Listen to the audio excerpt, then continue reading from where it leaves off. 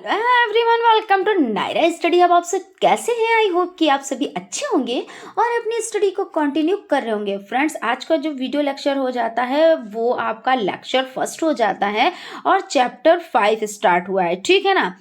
और इसमें अगर लेसन की बात की जाए तो लेसन नेम आपका हो जाता है अपवर्तक यानी विभाजक, अपवर्त यानी गुणज, समापवर्तक तथा समापवर्तक की अवधारणा, इसके बारे में डिस्कस करेंगे, ठीक है ना फ्रेंड्स।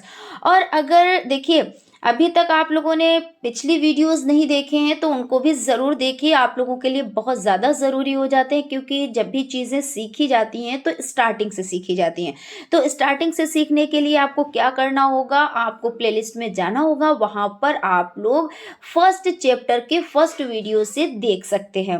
और हर एक चीज़ बहुत ही ज़्यादा बेसिक से बताई गई है। उसके बाद कहते हैं नहीं है कि ज़ीरो से शिखर पर जाना है ना, तो हम लोग क्या कर रहे हैं, ज़ीरो से शिखर पर जा रहे हैं। यानी हर एक चीज़ को हम लोग बहुत छोटी छोटी चीज़ों को ध्यान में रखते हुए कि किन चीज़ों पे डाउट होता है, किन चीज़ों में कन्फ्यूज़न होती है, कहाँ पे कन्फ्यूज़न होती है, उन सब चीज़ों को मद्देनज़र रखते हुए चीज़ों को बताया गया है, ठीक है ना। तो आप लोग उनको देख सकते हैं और अच्छे से ज्ञान प्राप्त कर सकते हैं, ठीक है, और आप अपनी अच्छे से तैयारी कर सकते हैं। तो फ्रेंड्स, चलते हैं आज का जो लेक्चर हो जाता है उसके बारे में डिस्कस कर लेते हैं कि आज किस पर हम लोग डिस्कस करेंगे। तो इसमें आपका अपवर्तक यानी विभाजक और अपवर्त और समापवर्तक तथा समापवर्त की अवधारणा है। तो इसमें हम लोग किस पर डिस्कस करेंगे, तो अपवर्तक पर डिस्कस करेंगे। याद रखिएगा, अपवर्त अलग होता है और अपवर्तक अलग होता है। तो आज अपवर्तक देखेंगे। अपवर्तक या आप यूं कह लें विभाजक, या आप उसको गुणनखंड भी कह सकते हैं, यानी इनका नाम है। अपवर्तक हो या विभाजक हो या गुणनखंड हो, बात एक ही है। अगर परिभाषा की बात की जाए तो परिभाषा इस तरह से इसको आप परिभाषित कर सकते हैं कि कोई संख्या जिस किसी संख्या से, यानी कोई एक आपको संख्या मिली, वो संख्या है जिस किसी संख्या से और किसी और संख्या से वो पूरी पूरी क्या हो रही है, विभाजित हो जाती है, तो दी गई संख्या का अपवर्तक कहलाती है। यानी कोई आपको एक संख्या मिली और जिस संख्या से वो पूरी पूरी विभाजित हो जाती है, तो दी गई संख्या का वो क्या हो जाता है, तो अपवर्तक हो जाता है। तो आप इस तरह से देखिए, उदाहरण से चीज़ों को अच्छे से समझ पाएंगे। अब मान लीजिए यहाँ पे आपको 2 नंबर दिया गया। अब आपसे पूछा गया ये जो 2 डिजिट है यानी नंबर 2 है, 2 का अपवर्तक या विभाजक या गुणनखंड आप बताएं कितने हैं। तो यहाँ पे समझ लें, देखिए हर एक संख्या के गुणनखंड होते हैं। और ये भी समझिए कि एक को छोड़कर, किसको, तो एक को छोड़कर और सभी संख्याओं के 2 या 2 से अधिक गुणनखंड होते हैं, या विभाजक होते हैं, या अपवर्तक होते हैं। लेकिन एक का देखिए, आप एक को करेंगे तो एक कम, यानी एक ही से तो इसका नहीं हुआ, यानी हमने क्या कहा, एक को छोड़कर। तो यहाँ पे देख लेते हैं, जैसे 2 है तो 2 का अपवर्तक या विभाजक या गुणनखंड क्या हुआ, तो 2 का देखिए एक, क्योंकि क्या होता है कि जो संख्या है उस संख्या से तो सभी अपने स्वयं से तो कटती ही कटती है। जैसे किसी संख्या का जब अपवर्तक निकालेंगे तो जो संख्या दी गई होगी, जैसे आपकी ये 2 संख्या दी गई है, या 3 संख्या दी गई है, 4 संख्या दी गई, या 5 संख्या दी गई, कोई भी ये संख्या दी गई है, तो सभी का एक एक एक तो अपवर्तक होगा ही होगा, कंफर्म है, मतलब होगा। और स्वयं भी होगा, ये भी कंफर्म है। स्वयं मतलब खुद, जो संख्या है वो अब क्या है, वो स्वयं खुद है, मतलब ये समझे यहाँ पे 3 स्वयं भी है अपवर्तक, और इसका मतलब ये भी स्वयं भी है, और ये 5 ये भी स्वयं भी है। ये भी नहीं कि यानी 2 संख्या तो स्वयं है, 3 नहीं है, या 3 है तो 4 नहीं है, 4 है तो 5 नहीं है, ऐसा कुछ भी नहीं है। हर संख्या एक को छोड़कर, क्योंकि एक देखिए, एक की 2 तो नहीं हो सकते ना, गुणनखंड 2 नहीं हो सकते, तो एक को छोड़कर सभी की एक या स्वयं तो होते ही होते हैं, और भी होते हैं। तो देख लेते हैं, जैसे आपका हो जाता है 2 का अपवर्तक, तो 2 का अपवर्तक एक तो सबका होना है, कंफर्म है, 110% कंफर्म है।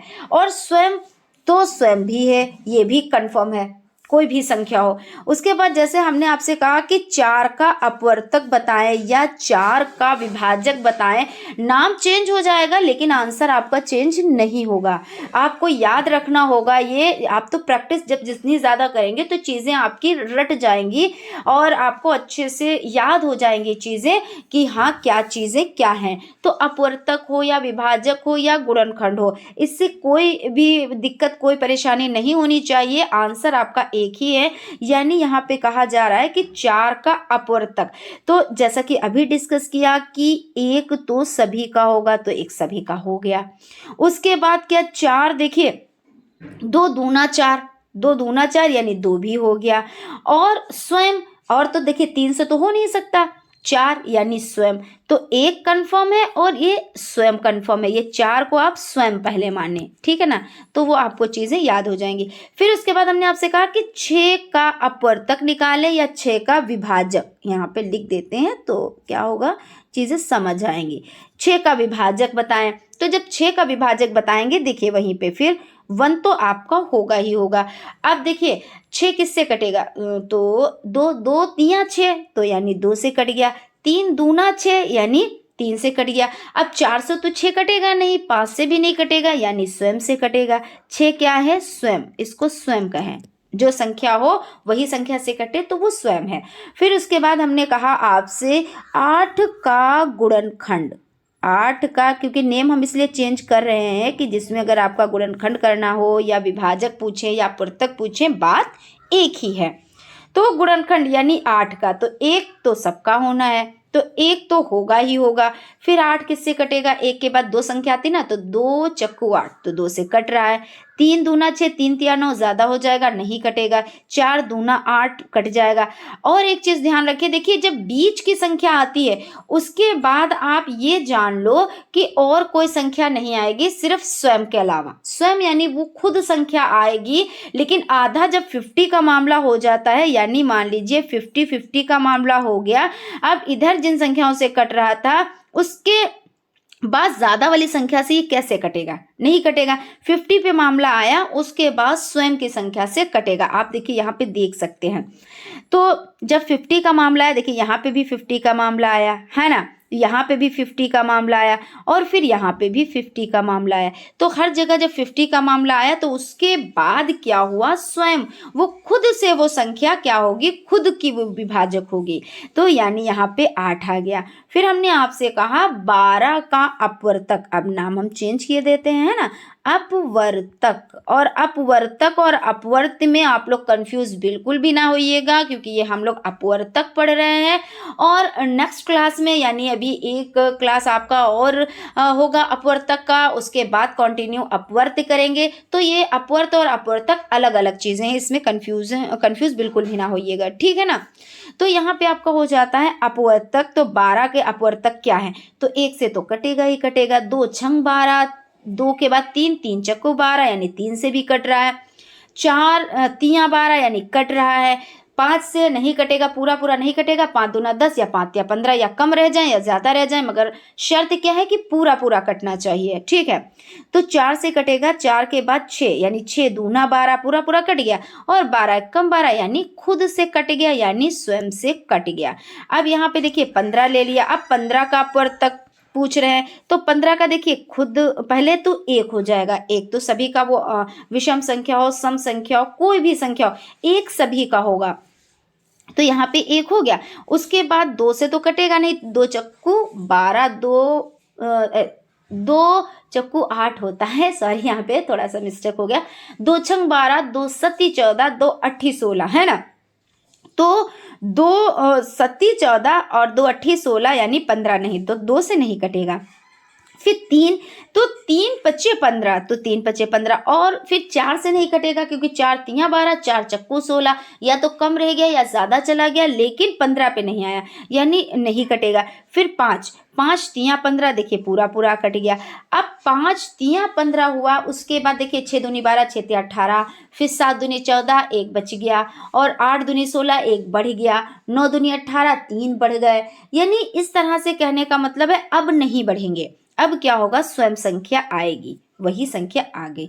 अब 18 है तो 18 का अपवर्तक क्या करेंगे, यहाँ पे इरेज कर देते हैं, 18 का देखते हैं, थोड़ा उस तरह से हुआ जा रहा है ना। 18 का अपवर्तक तो यहाँ पे हम लिख लेते हैं अपवर्तक, है ना, 18 का अपवर्तक। तो यानी आपको क्या 18 एक से तो कटेगा।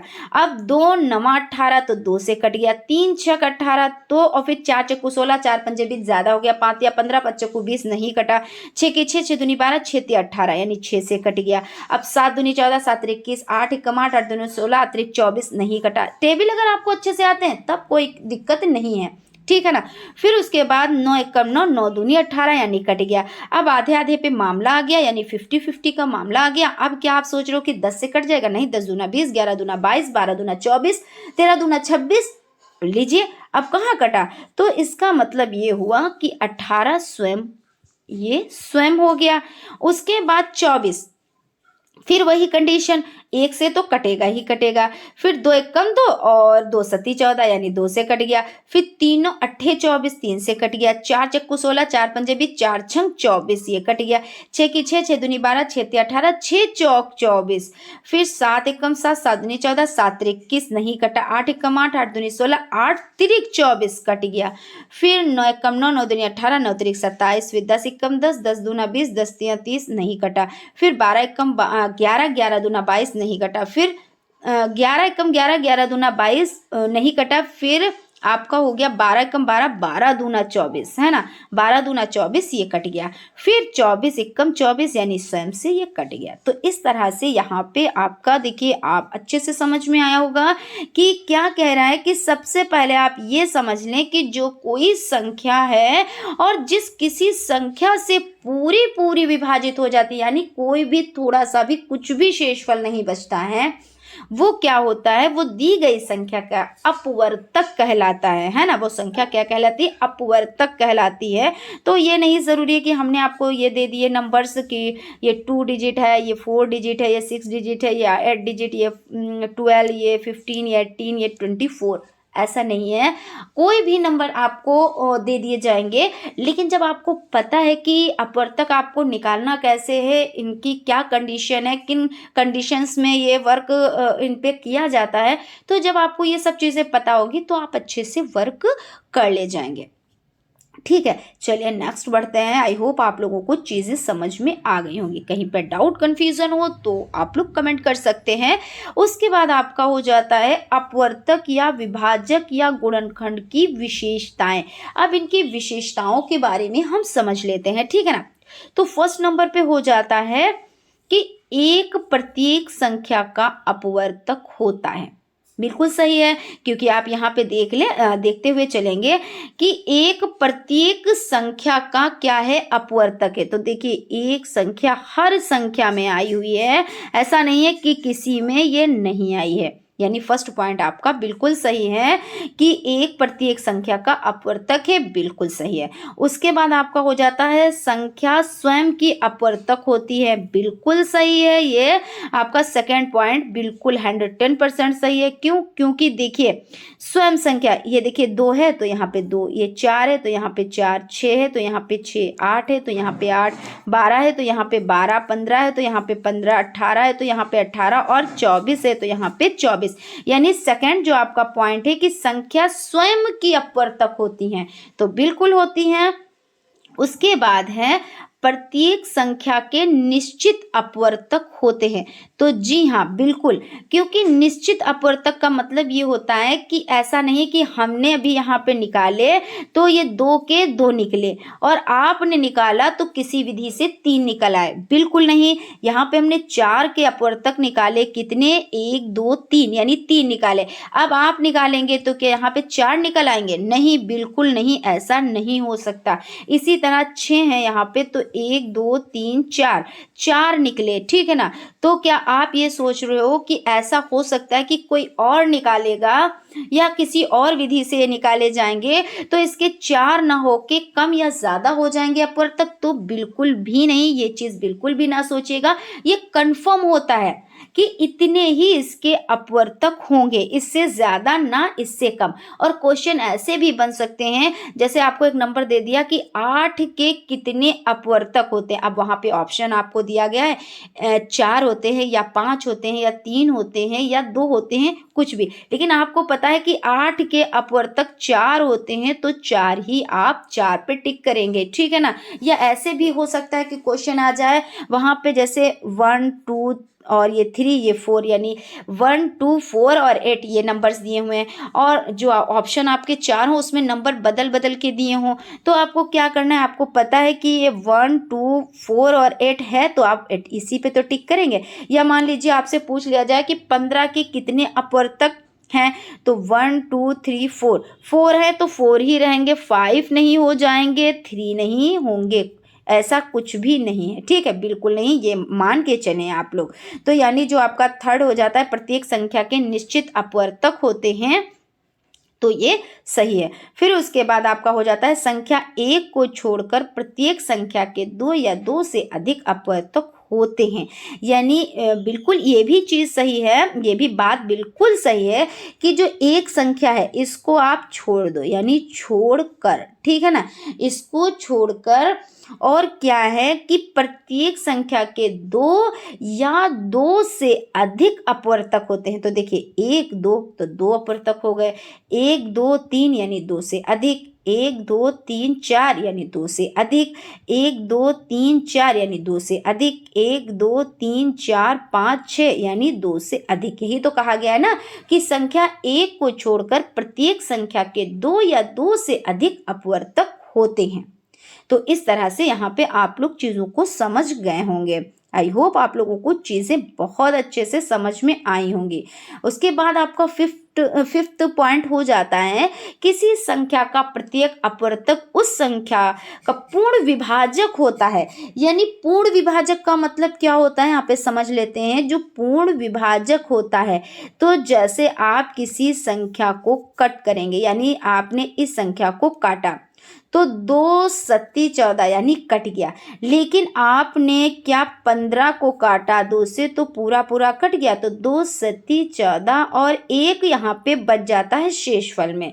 लेकिन जो आपका ये आप अपवर्तक पढ़ रहे हो, तो इसमें क्या है कि किसी संख्या का प्रत्येक अपवर्तक उस संख्या का पूर्ण विभाजक होता है, यानी पूरा पूरा कट जाता है, ये कहने का मतलब है, ठीक है ना। फिर उसके बाद आपका नेक्स्ट पॉइंट हो जाता है, किसी संख्या का प्रत्येक अपवर्तक उस संख्या से छोटा या बराबर होता है। क्या कह रहे हैं कि या तो छोटा होता है या बराबर होता है। तो आप यहाँ पे देख सकते हैं एग्जाम्पल से। देखिए जैसे यहाँ पे 12 संख्या है, ठीक है ना, तो एक क्या है 12 से छोटी है, 2 क्या है 12 से छोटी है, 3 संख्या 12 से छोटी है, 4 संख्या 12 से छोटी है और 6 संख्या 12 से छोटी है।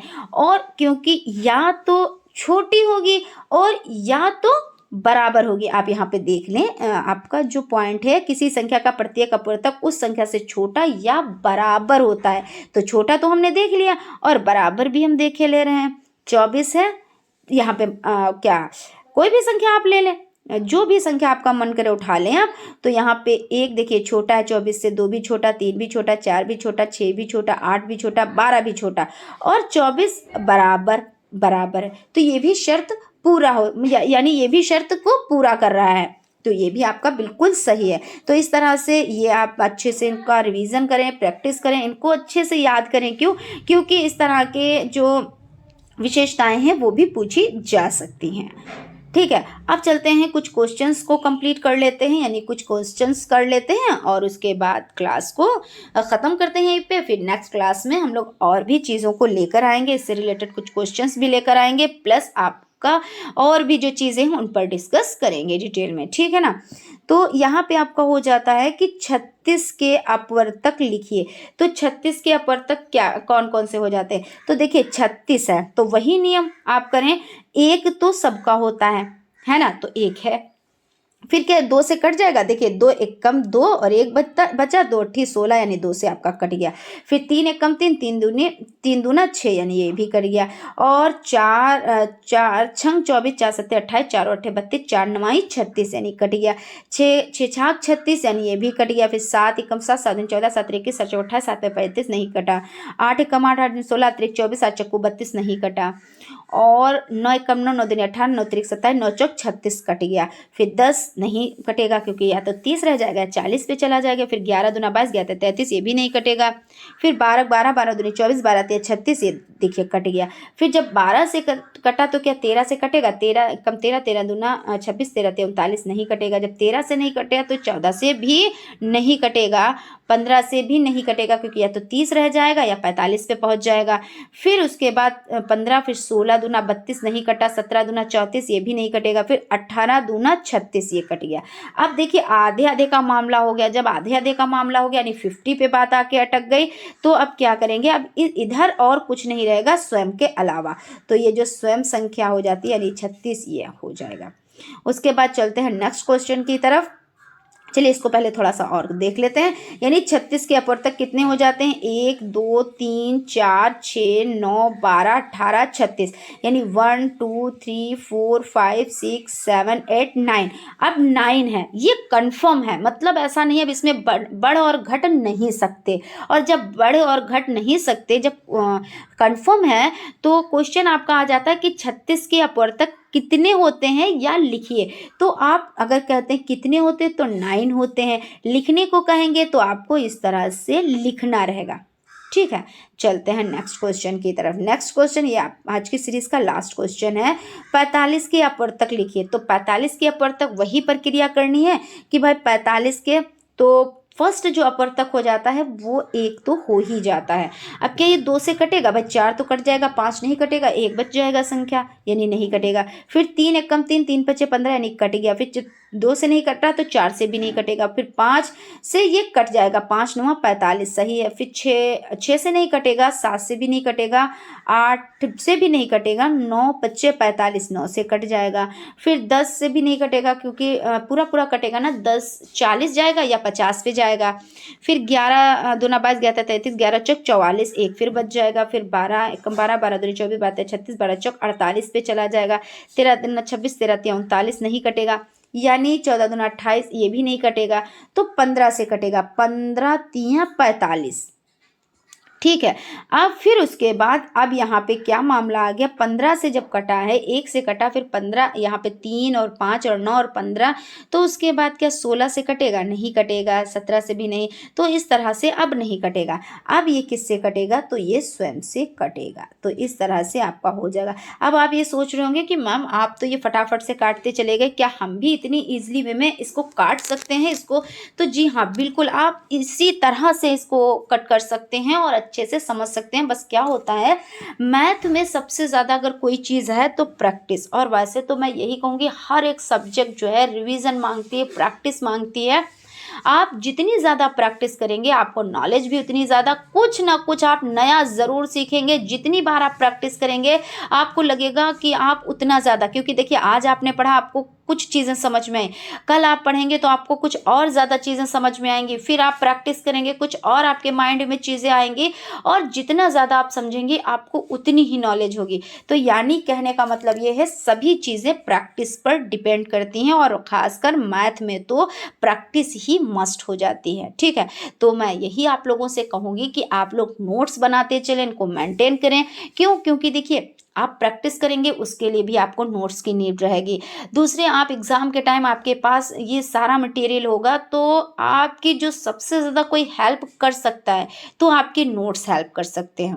तो जब वही हेल्प कर सकते हैं तो हम उनको क्यों ना मेंटेन करें, क्यों ना हम चीज़ों को समझें, क्यों ना हम अच्छे से पढ़ाई करें, है ना? क्योंकि ज़रूरी नहीं होता है कि हमें अगर कोई समझा रहा है तो उसका बेनिफिट है।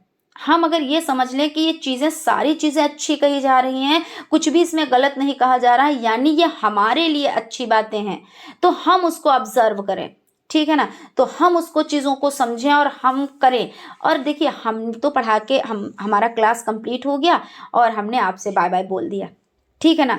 लेकिन अब आपका है, अब आप आपको सब कुछ करना है, प्रैक्टिस आपको करनी है, क्लास आपको अटेंड करना है ना, तभी कुछ हो पाएगा। तो फ्रेंड्स हम यही कहना चाहेंगे कि आप लोग नोट्स बनाएं, स्टडी कंटिन्यू करें और मिलते हैं फ्रेंड्स क्लास में यानी नेक्स्ट क्लास में।